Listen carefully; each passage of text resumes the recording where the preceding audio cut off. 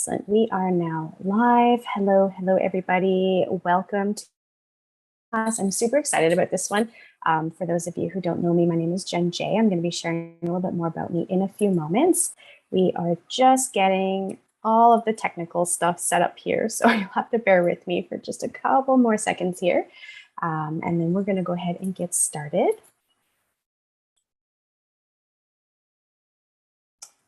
Excellent. Perfect. And one more. Here we go. I'm just going to go ahead and share my screen so that everybody can see what I'm going to be talking about tonight. And by all means, feel free to take screenshots of anything that you see, have a pen and paper handy. In the event that you would like to take notes, by all means, that's totally okay. And don't worry if you miss any of the information, because I am going to be sending all of this recording in an email to everybody who was registered tonight. So I know a lot of people couldn't make it. It's a very busy time for women around 8 o'clock. If you're trying to put your kids to bed or get settled for the evening, that's okay. So don't worry if you're missing any of this. You are going to get the replay as long as you've been registered for this event. If you're watching us live here on YouTube, hello, it's really great to see you again. If you are not registered for this but watching us live on YouTube, go ahead and say hi in the comments. Let me know. I'd love to send you a couple of special giveaways that I'm giving with this masterclass so that you can really take this information and run with it. Now I see we've got a couple more people logging in. So all I'm going to do is just go ahead and mute everybody as they come in. You don't want to listen to this. Excellent. Just so we don't get any background noise on everybody. And what I'm going to do is at the end of tonight's masterclass, I am going to open up the floor for questions, comments, or any suggestions or support that you might need in order to help implement some of this information. So definitely at that time, welcome you to unmute yourselves if you feel comfortable enough to speak publicly within the group here. And if you don't, that's okay. There's a chat box.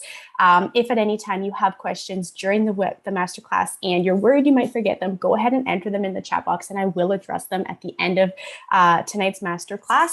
Tonight's masterclass, we're looking at about 45 to 50 minutes. I'll try and keep it under that 1 hour mark.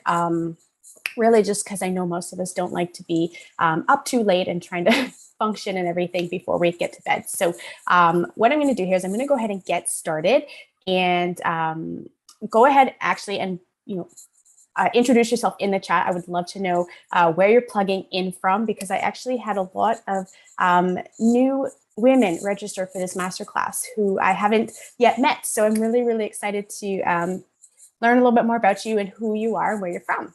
So tonight's topic is going to be all about superfoods to boost your energy during all 4 weeks of your menstrual cycle. And this is such a super big topic, and I'm going to share with you a little bit about my story in a little bit. But the truth of the matter is when you compare a woman's 4-week month to a man's 4-week month, the comparison is just mind-blowing, okay? So when you look at the hormonal changes that a man goes through on a week-to-week basis, you're really kind of looking at a very stable level, right? And for us women, that is not the case. We really do have this very big roller coaster effect of our hormones. And a lot of our hormones actually dictate, how we feel every day, how much energy we have, how much sleep we get, the quality of our sleep, our moods, our hunger levels. You probably know this. You wouldn't be here tonight if you didn't have some sort of idea of all of that. So, but the thing is that so many of us women go through life feeling like we're very powerless to the way that we feel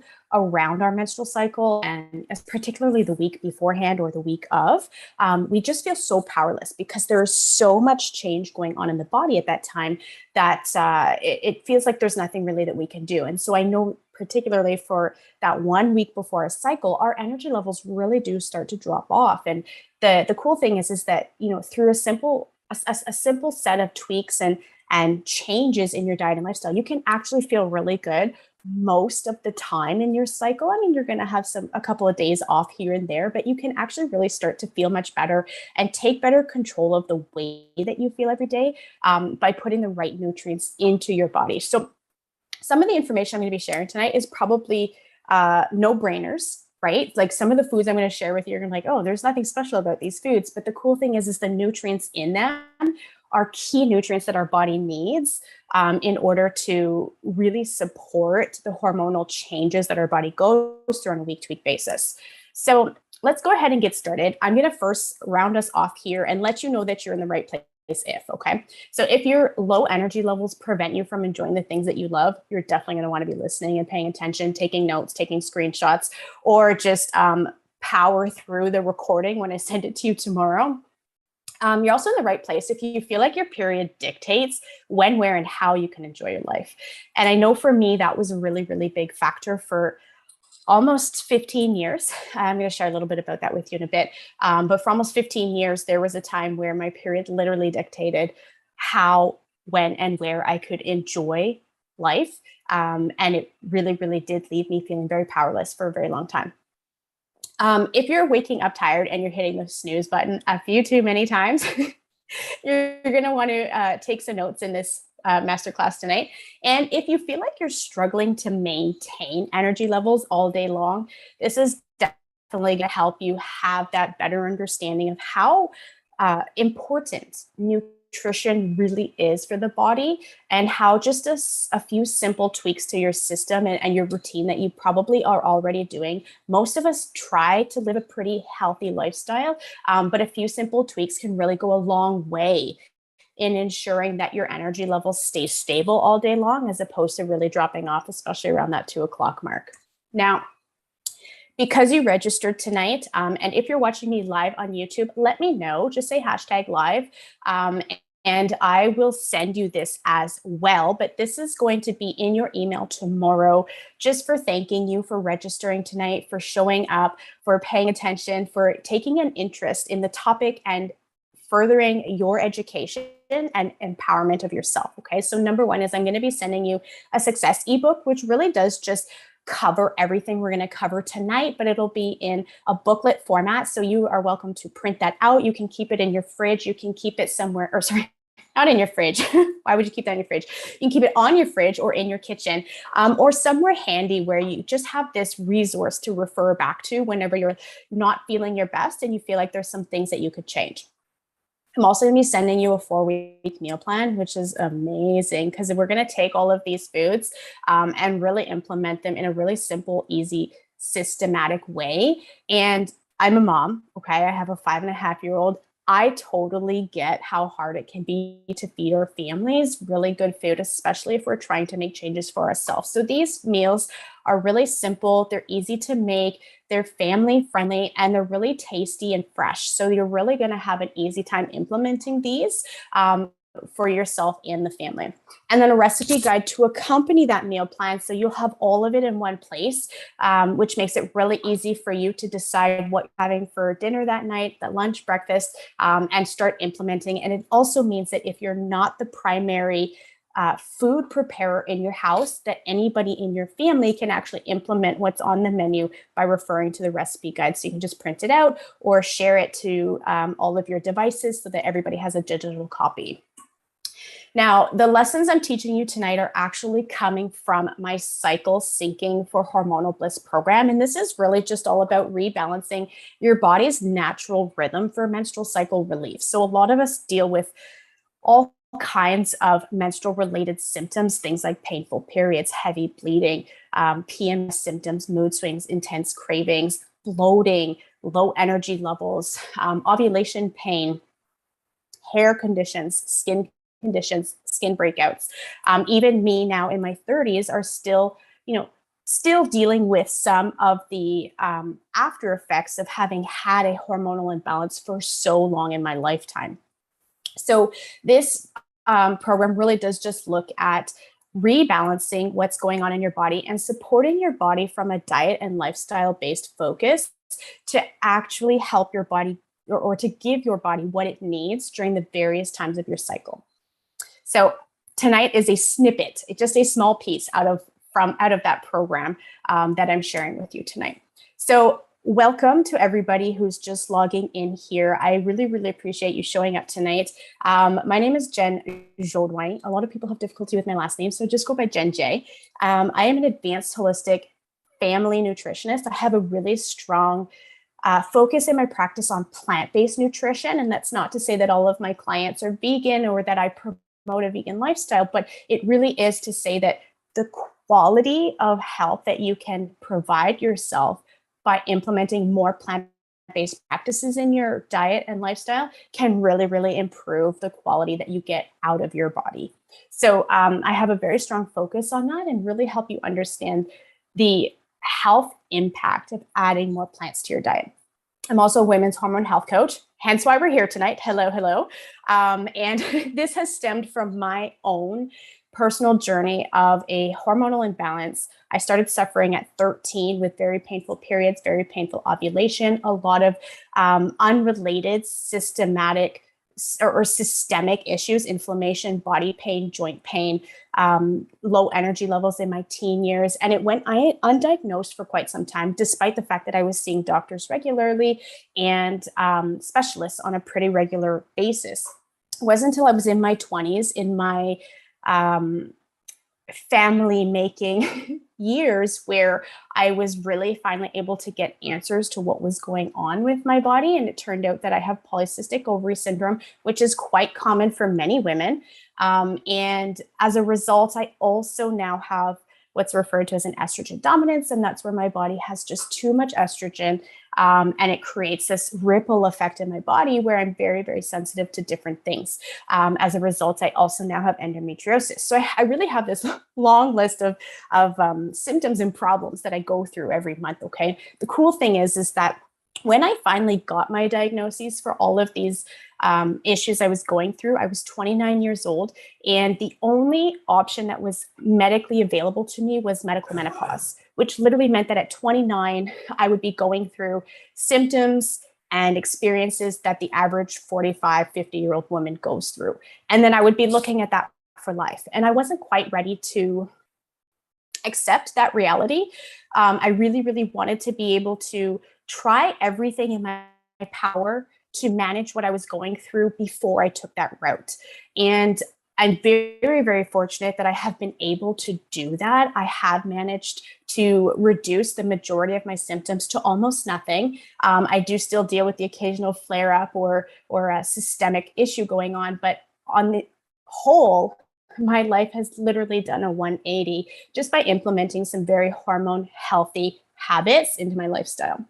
I also have a bachelor's degree in psychology. This has really helped arm me with the right knowledge and understanding of how our brain works in relation to the rest of our body's systems and how that process of forming habits impacts our daily lifestyle. So as a result, I'm really able to help my clients or coach my clients through difficult lifestyle changes that actually implements long-term results for them, that doesn't feel restrictive, but instead feels natural for them and becomes a lifestyle.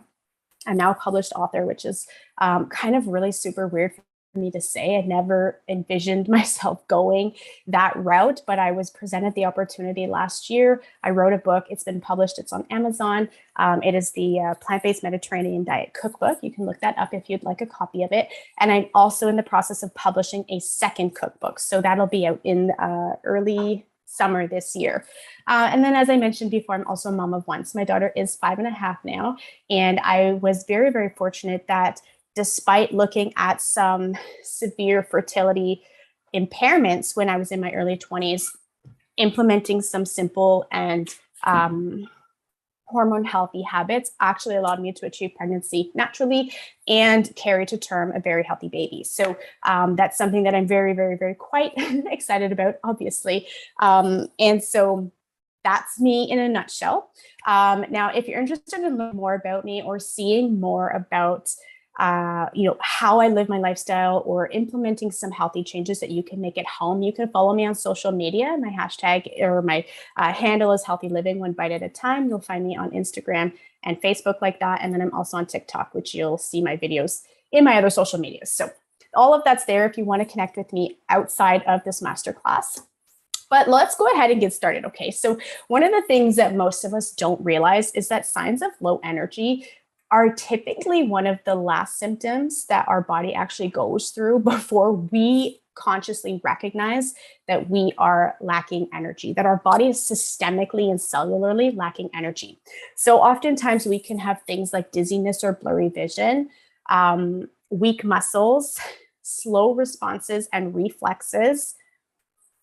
And then the four that like really, really stand out for me is lack of concentration. That's a big one, right? Like if you think about 2 o'clock in the afternoon where you really start slumping off, you've probably read the exact same sentence at work 10 times and not absorbed a single word of it. And that's when you get up from your desk looking for a pick-me-up, right? You look for something sweet. So you've got those sweet cravings and you probably head over to the coffee machine. So these are those systems, and a system is a warning sign. It's a wake-up call from your body saying to you, hey, whoa, something's going on here. I need you to pay a little bit of attention. Give me what I need.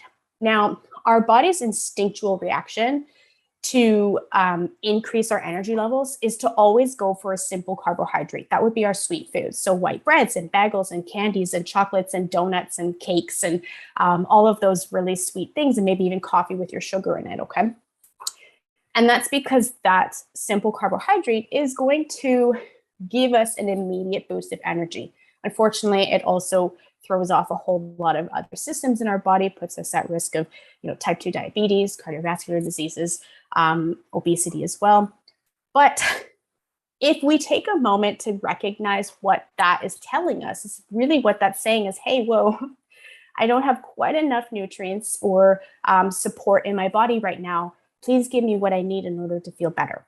And so when we start listening to that symptom and we start responding appropriately, we can actually mitigate a lot of that fatigue that we feel in order to have better energy levels. Low on motivation is another big one, and then lack of appetite. Surprisingly, right? Because we may not be very hungry, and yet we find ourselves craving sweets. You may notice on days where you haven't slept well the night before, the next day you're not necessarily hungry, but you are craving sweet foods all day long. And that's really your body's way of saying, whoa, I need pick-me-ups, and I need a lot of them because I'm just not functioning optimally. So I'm curious, let me know in the chat or in the comment section, which of these do you experience when you're low on energy or you're feeling fatigued, other than that actual sluggish feeling of feeling tired? Which of these speak to you? For me specifically, I end up with sweet cravings, lack of appetite, and lack of concentration. I literally cannot focus if I'm not working optimally or don't have my good energy levels, and I will crave sweet foods all day long. So I know at that time, even though I'm not necessarily very hungry, I have to put the right foods into my body in order to feel better and boost my concentration and actually improve my productivity because of it, because now I can actually get some work done. So the benefits of superfoods go beyond energy. Like superfoods are really just a highly nutrient dense type of food. And so the cool thing is that yes, they're going to improve your energy levels, but they're also going to do a whole lot more really amazing things in your body. So number one, they're going to help with our hormones. All right. Now, for us women, as I mentioned earlier, we're on this roller coaster for life. Okay. And so our hormones literally control our physical and our mental health. And hormonal imbalances are becoming one of the most or very common causes of diseases. And as our age progresses, it becomes more and more of a problem for our health. So problems like thyroid conditions, PCOS, endometriosis, fibroids, painful periods, fertility issues, and even PMS can actually be affected and influenced by diet, which controls and maintains hormone levels. So I want you to think about our body as a set of systems. Think about your car, right? If you didn't have wheels on your car would still start and run, but you wouldn't go anywhere. Or if you didn't have gas in your car, you could probably still turn on the battery portion, have all your instrument lights, have the radio blasting, but you wouldn't be able to start the engine, okay? Same thing if you maybe had some broken components or a broken belt in your engine, your car would start but not necessarily run appropriately. Our body is very much the same way. Our body is this complete compilation of systems. And each system will run independently, but it's also very reliant on all the other systems in our body. And so when we support all of our systems, then we have this, ideal or optimal environment in which we feel our best.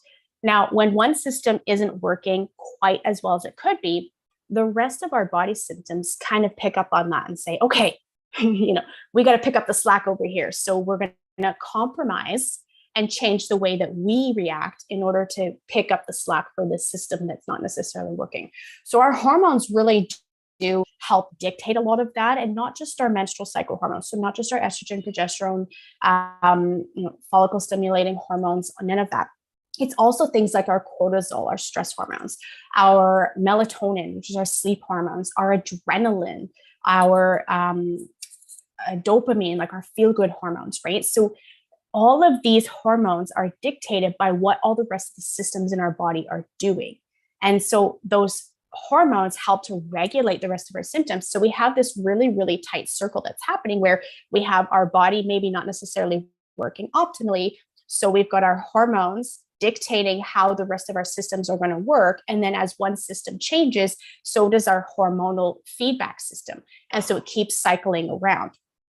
So we really have this very, very tight-knit community going on in our body. So when we flood our body with really good whole foods, nutrient-dense foods, and particularly some of the ones I'm going to be sharing with you tonight, we can really help stabilize our body by giving it the nutrients that it needs in order to react, respond, and regulate properly.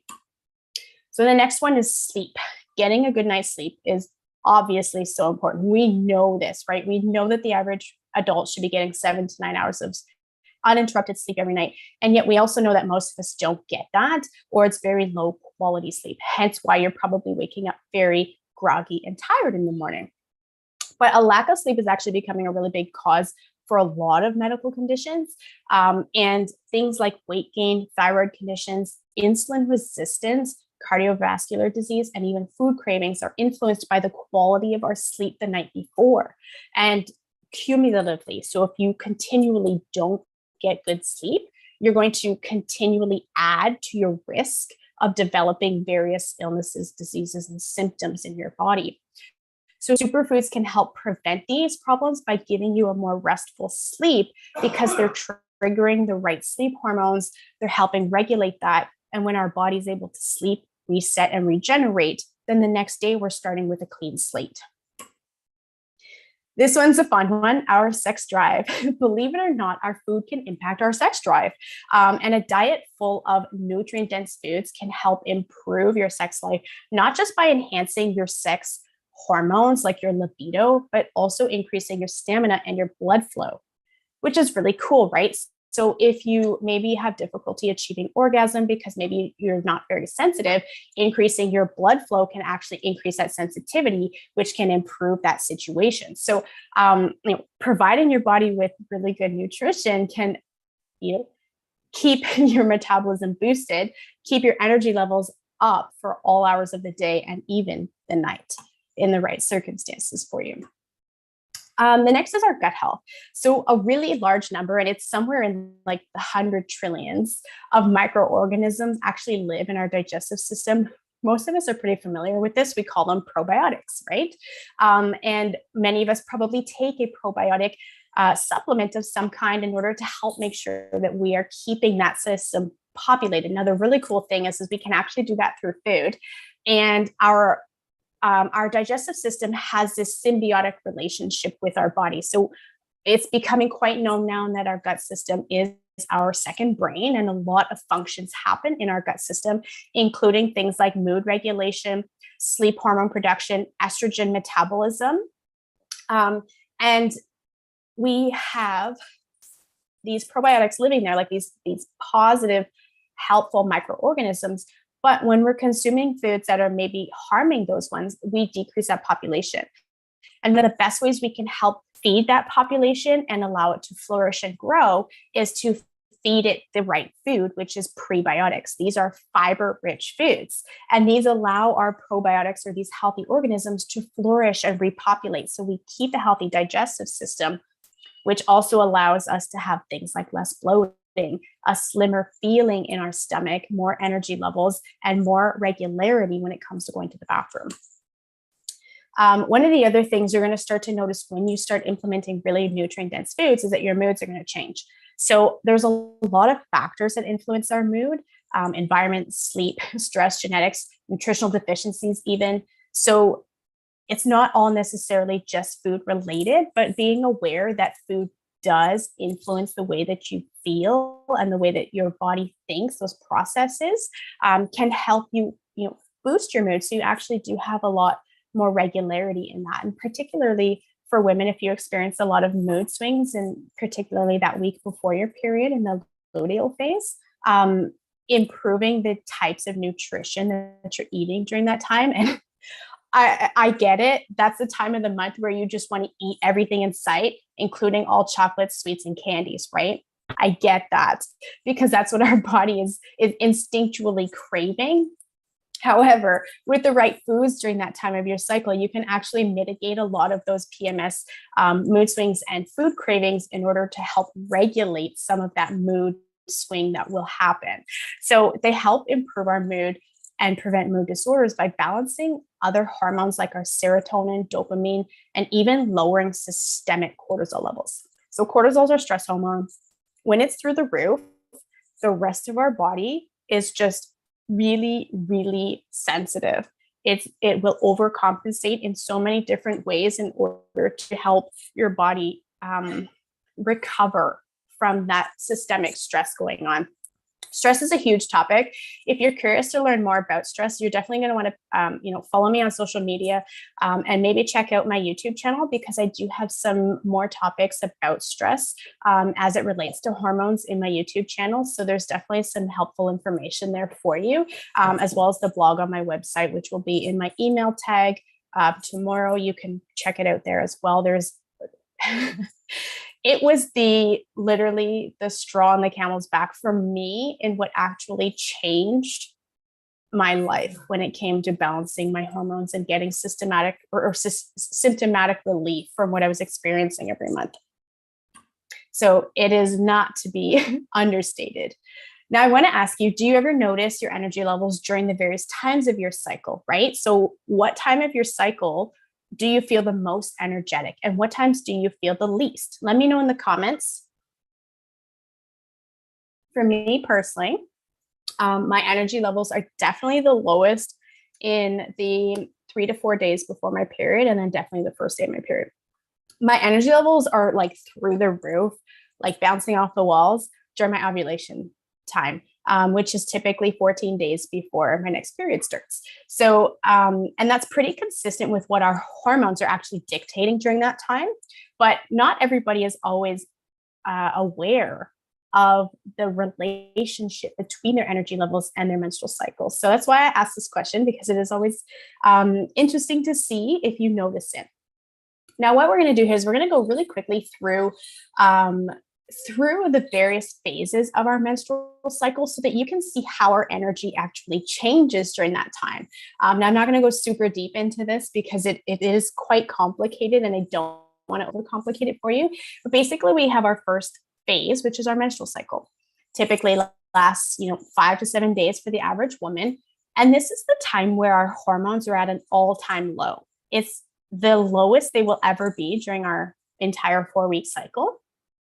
But our energy also matches that. So we're going to have really low energy levels. And this is because of the low estrogens that our body has during this time, but also the decreasing iron stores that we have as we shed our uterus lining, right? So the average woman loses 5 to 10% of her iron stores during her menstrual cycle. And that's if she only has what's considered to be a regular period, where she's losing no more than 3 tablespoons of blood a week or during that cycle. If you are somebody who has very heavy bleeding during that time, or you suffer from things like endometriosis or fibroids, you may actually be decreasing your iron stores up to 40%, which is significant because our iron really is substantially crucial to our energy levels staying stable on a long-term basis. So if you are, if you're totally identifying with what I'm saying right there, you're going to want to pay attention soon, because we're going to be talking about the 3 foods you can be eating during that time to really help boost your iron levels, improve your absorption rate of it and actually kind of help you stabilize that energy during that time. Phase 2 is our follicular phase. And this is, from the day after our period ends, and typically lasts about 7 days. So it's usually from, say, day 8 to actually probably not even 7, day 8 to about 12 or 13. Now, if you have a shorter menstrual cycle, it would start the day after you finish bleeding. So maybe day 5 or 6, right? But this is the time where estrogen levels are really starting to climb. So they're coming up. You're going to start to notice that your energy levels are climbing with it.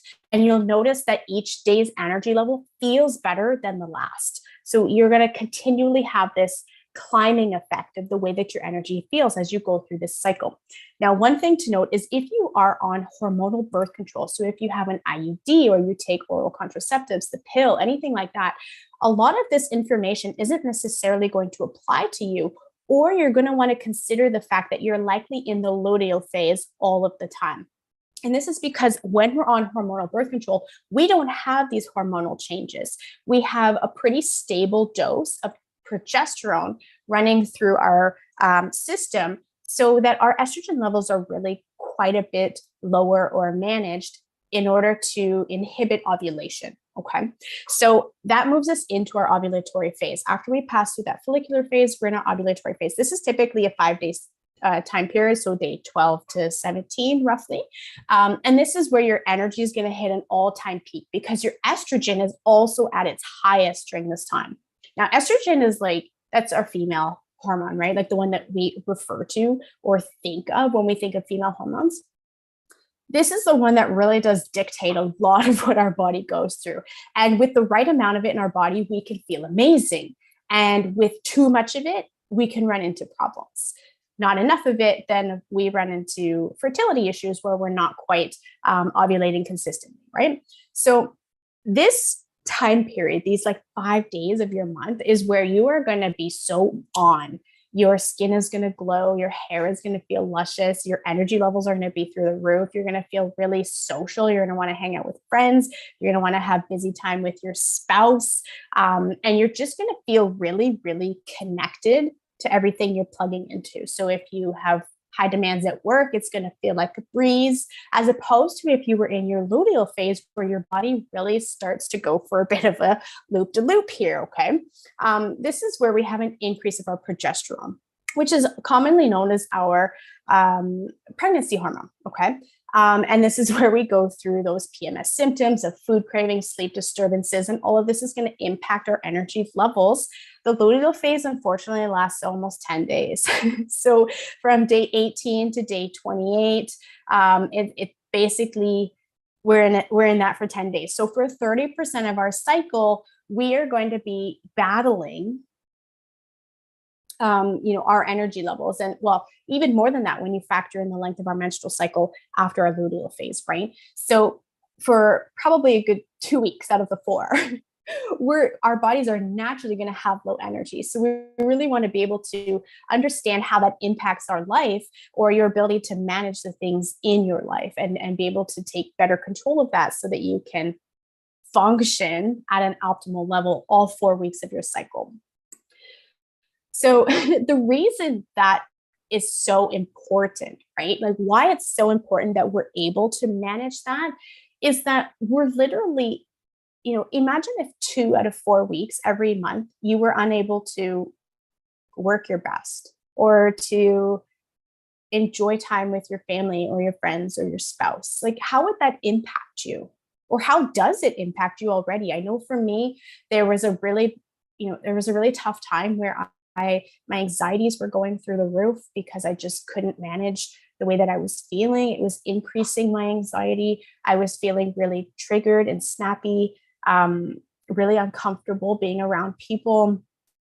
And that was all just stemming from having this massive imbalance in my energy levels and various hormones during certain times in my cycle. And it was really creating a problem for me. Okay. So, but on top of that, my work productivity was suffering.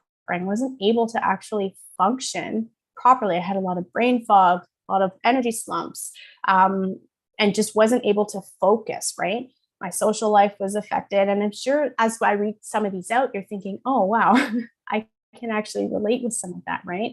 Our ability to cope and to manage our stress becomes much more difficult when our body is just not exuding the type of energy that we need, right? But then also on the other side of things is, when we don't have good energy levels, we do have this increase in food cravings. And so what might happen during the certain times of your cycle, particularly your luteal phase and your menstrual cycle, is these food cravings make you think that you have very little self-control and willpower. And so you might fall into this all or nothing trap where you're just not actually able to stop eating. And so then you just say, oh, I'm not going to stop. I've already screwed my day, so why bother? Why stop, right? I'm just going to eat what I want. And so it creates this unhealthy relationship with your food as well as with yourself, where you have very little belief in yourself to actually be able to manage the way that you're feeling and the way that you're behaving as a result of that. Our exercise obviously is impacted when our energy levels are down. If you're too tired to exercise, you're not going to. Takes a lot of dedication to actually commit to moving your body when your body feels really tired. And if your body always feels really tired, it's not going to feel good to move your body. And the recovery from that exercise is not going to feel good. You're going to have more pain. You're more likely to injure yourself and have strains and sprains and a lot of soreness as well. And then, of course, we look at illness and disease side of things too, where our body is not functioning all with our immune system in order to stave off illness and disease.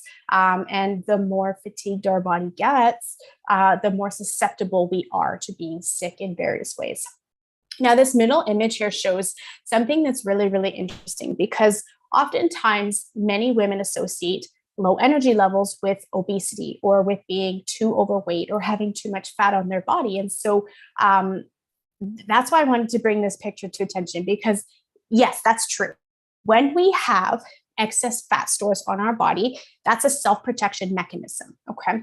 It is how our body protects our organs from toxins. So what that means is that if you are experiencing excess fat storage on your body is basically trying to protect itself from toxins that are in its environment, from high stress levels. Even excess cortisol in the body increases the chances of fat retention in your body. So even things like stress can actually increase that. Now, what we tend to do is we're like, okay, well, I need to lose this fat. I need to lose this weight, which are two separate things. Okay, fat and weight are two separate components of our health. But what we do is we're like, okay, I'm going to diet. So we find something on Pinterest or TikTok and it's extreme. And we're like, I'm going to commit to this. And you commit to it for a couple of weeks and you see these amazing results, right? And the thing is that when you stop doing that, you actually feel worse. And what's happening is that because you have burnt that fat, you've exposed your body and your organs to those toxins that were previously being stored in the fat. So you actually feel worse and you have this rebound effect. So your body goes back into self-protection mode, increases fat retention and fat production in order to remove those toxins from our organs or from our vital systems in the body, okay? Now, instead, when we look at actually fueling our body, and there's a very big difference between the two. So dieting versus fueling, okay? Fueling our body actually looks at giving the body the nutrients that it needs in order to actually do what it does naturally, which is detox on its own. Our body has detox systems that work amazingly when they're given the right nutrients to do it. So we don't have to go through these extreme situations in order to have better energy to lose that excess fat storage. Instead, we really just have to focus on the nutrient density of our foods in order to feel better. And what happens here is that we not only shed the fat that our body was storing, but we also shed the toxicity because our body is able to detox it and eliminate it. And so what we have is we have an overall better health situation, less fat, more muscle, more energy as a result, and no rebound effect. So it's much easier to maintain that on a long-term basis. So I wanted to put that out there because I, as a coach and a nutritionist, don't support the idea of doing diets and restrictive situations. It really has to be long-term and sustainable, and it really has to look at come from a standpoint where you're giving your body really what it needs in order to feel its best. So here we're going to dive into these 12 superfoods. I know you guys have waited forever for this. So, but I do want to say, like I said earlier, these superfoods I'm sharing with you, they're not anything special. They're amazing, but they're not going to be this like mind-blowing situation for you, okay? What makes them amazing is how nutrient dense they really are. They're high in vitamins, they're high in minerals and fibers and antioxidants, which actually help our body heal from the inside out, okay? Now, they're also going to be high in specific nutrients at different times of our cycle so that we can optimize what our body's going through and feel better. So let's dive into this. Phase 1, we're going to talk about 3 crucial nutrients, foods that you can be adding to your diet every day. Like I said earlier, feel free to take screenshots as we go through this. I am a very rapid speaker. I apologize for that. It's just the way that I am. But our menstrual phase, like I mentioned earlier, is where we are literally at an all-time low, okay? So 3 foods you can be adding during this time of your cycle to really boost your energy levels on a long-term basis would be things like mushrooms, kale, and lentils, okay? Starting with mushrooms, they're really high in vitamin A, which is crucial for absorbing iodine.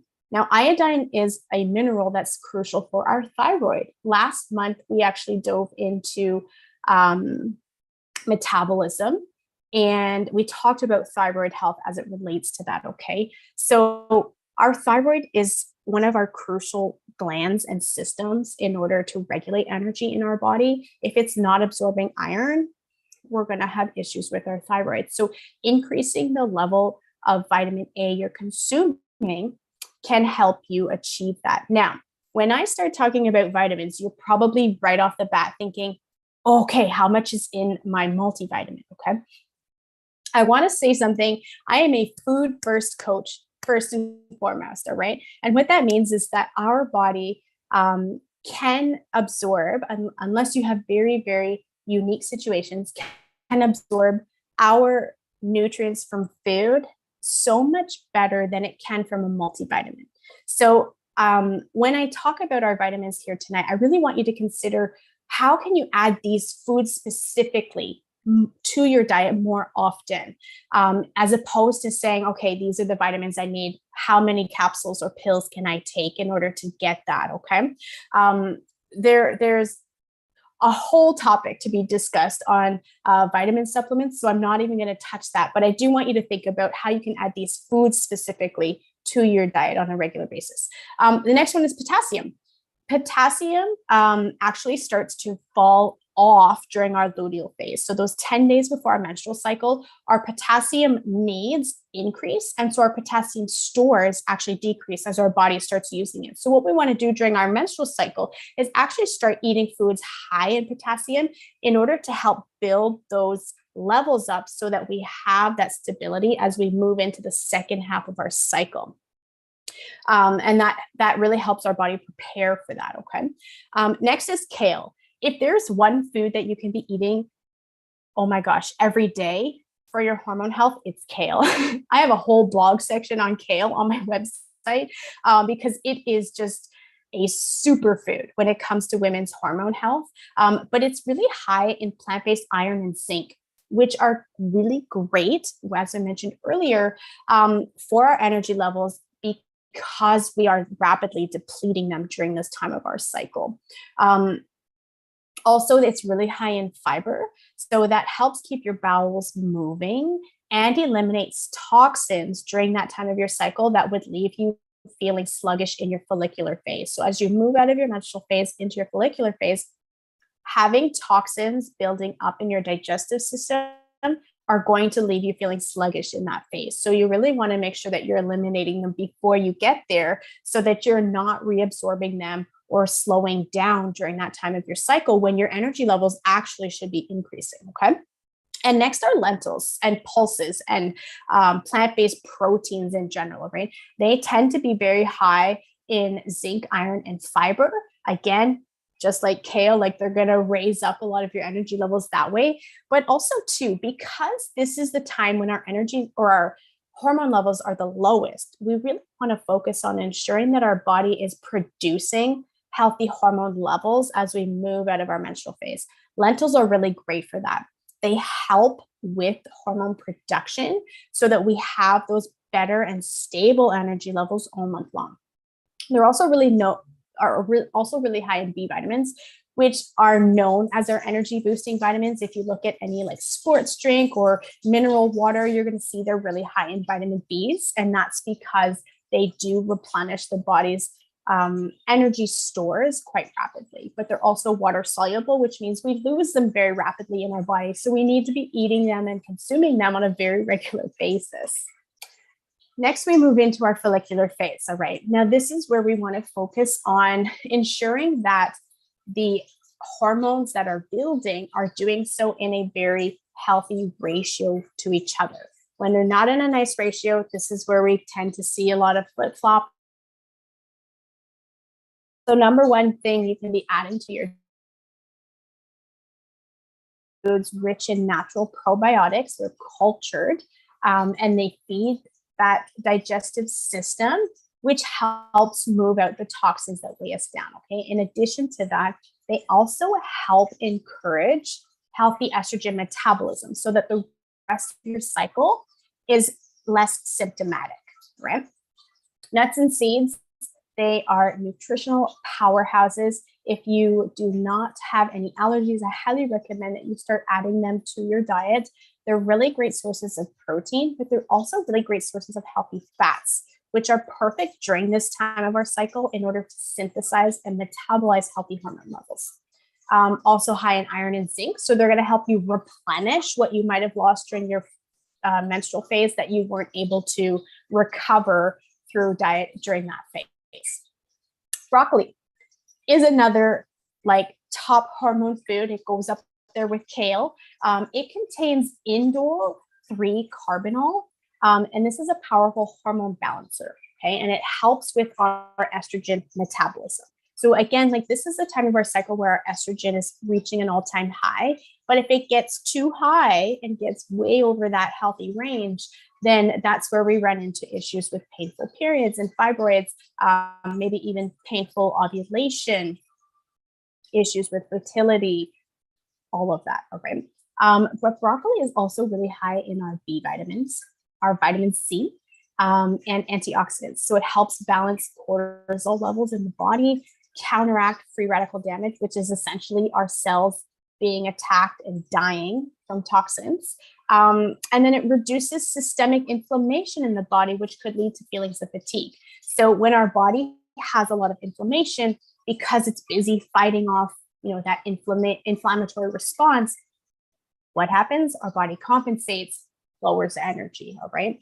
Now, vitamin C is really, really helpful in improving the absorption rate of iron. So anytime that you are intentionally trying to improve your iron levels, you're going to want to pair that food with something high in vitamin C. And why not make it broccoli when we know that it's going to do so many great things for our body besides just improving that iron absorption rate. Now, I just want to take a quick break here and let you know that this might all sound very overwhelming, and it's okay. Just take a deep breath. It's not that scary. But if you are thinking that this could be really difficult for you to implement or for you to get a hold of and actually start processing in real life, then I want you to consider joining the Spring into Energy Challenge that I have coming up. I have it coming up. We're starting April 4th, so the first Monday of the month. Registration opens tomorrow, and it's going to be a 2-week, Facebook group challenge where you can just really start implementing some of these practices. I'm going to provide a 2-week hormone balancing, energy boosting meal plan so you can put this into practice. It'll have a recipe book and shopping list for you as well. so it just makes it super simple for you to do. But the really cool thing is that you're going to be able to actually have the accountability and access to me for questions, like daily access. If you've got questions or you're not too sure if what you're doing is great, and I'm there for you for that, okay? I'm also going to be throwing in a couple of extra things for you in that challenge. So I'm going to be sharing 5 steps to cleansing your hormones that you can do every single day. They're really easy and simple, and that they're going to help keep your energy levels up all month long. All right. I'm also going to be sharing the Endocrine Disruptors Masterclass, which is a really great way for you to understand which toxins in your environment are causing you to be sluggish or lower your energy levels, and how you can replace that easily in your life. And then the Facebook group really provides you that accountability. So if you're interested in this, there will be more information on this in the email tomorrow with the recording. And early bird registration is $37 just for the 2 weeks and all of that. And I am also giving away prizes, by the way, which will be really fun. And then last minute registration cost is $47. So it's a really, really low investment for you to be able to actually start implementing some of these simple practices and putting it into your real life. Now, as we move on, we're going to move here into our ovulatory phase, okay? So garlic, you either love it or you hate it, I think, for most people, especially if it's raw, but it's high in sulfur compounds, all right? And these allow the cells of our body to use glucose for energy and is a necessity for insulin production. So what this means is that when we consume carbohydrates, our body converts that into glucose. If we don't have a healthy conversion, we don't have energy sources. Our main body, like our body's main fuel source, is glucose. So if it's not getting that source or a healthy level of it, our energy levels are definitely going to drop off. And when we start to have insulin irregularities, then we're more likely to have food cravings, low energy levels, constant hunger, retain excess fat, increase fat storage, and even influence our sleep hormones. Okay, so it, like I said, like it's like this ripple effect that happens in the body, and yet it's so simple at the same time, right? The next one is ginger, and I don't know why that's a picture of seeds. Anyways, and it's ginger. So ginger is rich in an antioxidant that's called gingerol, and other enzymes that actually help support the digestive process that keep your energy levels up.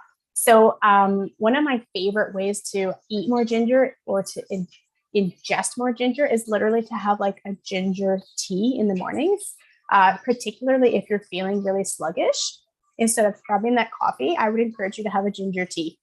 It's going to rev you up right away, all right? So it increases your blood flow, which delivers more oxygen to your brain and other tissues, which raises your energy levels. So when we start to have a decrease in the blood flow in our body, particularly to our brain kind of starts to slow down, right? It's losing its fuel source. So increasing our blood flow can actually help improve that nutrient and oxygen delivery so we have better energy levels. At the same time, too, increasing our blood flow and circulation is really great during this time if you are trying to conceive and you want to enjoy that process, because like we mentioned earlier, higher blood flow and circulation improves the quality of your orgasms.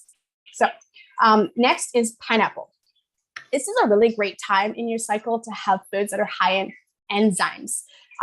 Enzymes that can really help your body metabolize all the changing hormones that are happening during this time, because this is where our hormones are hitting an all-time peak. So our estrogen is the highest. We now have our luteal hormone up. We now have our follicle stimulating hormone up. We now have our progesterone starting to show up. So we've got this whole cocktail going on, okay? And even though our energy levels are the highest during this time of our cycle, we want to make sure that we're getting a proper production of this. So high in vitamin B, which helps to stabilize our blood sugar levels, and then high in manganese and thiamine, which are responsible for energy production. Then we move into our phase. So our last phase of our cycle, berries, they're high in enzymes. that metabolize glucose into energy. So crucial right there. High in antioxidants that have actually been shown to combat fatigue in the body at a cellular level. And they're naturally sweet, so they can satisfy those PMS cravings that you get during this time of your cycle to avoid energy swings from eating more refined sugar sources. Next one is our hemp hearts. These are so important. Technically, they fall into like the nut and seed category, but they're so crucial, I had to put them on their own, okay? They're high in omega-3 fatty acids, which improve our energy levels when our PMS brain fog sets in. And if you are somebody who deals with really painful periods, increasing your omega-3 fatty acid consumption can really help lower the systemic inflammation that increases that pain. Okay? Healthy fats also help support our stress hormone, so our cortisol, that can leave us feeling drained and sluggish. And because this is the time of our cycle where we feel more antsy, we have more, cortisol building up, having those healthy fats can really help us support that process, our adrenal process, right? And then lastly, sweet potatoes. So they're high in vitamin C, which has also been known for combating fatigue, just like vitamin B. They're rich in potassium naturally, so they're helping to replenish the depleting stores during that phase. So remember, we were also eating mushrooms in our menstrual phase in order to build our stores during that time. Sweet potatoes help replenish that store as we start to move through that phase, okay? They're also high in magnesium, which can help us combat PMS insomnia. So if you find in the days before your period, you start having difficulty with your sleep quality or having insomnia, increasing your sweet potatoes